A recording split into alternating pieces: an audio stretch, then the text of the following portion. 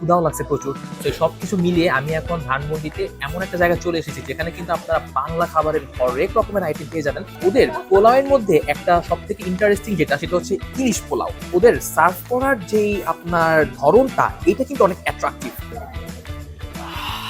Nice, এটার স্মেলটা তো আমার ক্ষুধা আরো বাড়িয়ে দিতেছে, আমাকে তো সম্পূর্ণ মাওয়ার ফিলিং দিতেছে। বেস্ট গাইস, আমি যত জায়গায় ইলিশ পোলাও ট্রাই করছি এদের মতো এরকম টেস্ট এরকম ফ্লেভার আমার মনে হয় না যে আপনারা কোথাও পাবে। এখানে দেখতেই পারতেছেন যে আমার সামনে কতগুলো খাবার আছে and আমি ওদের এই বাংলা খাবারের ফ্যান হয়ে গেছি।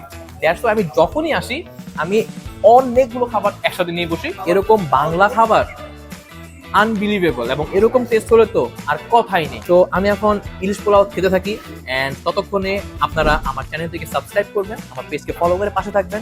That's it for today. আল্লাহ হাফেজ।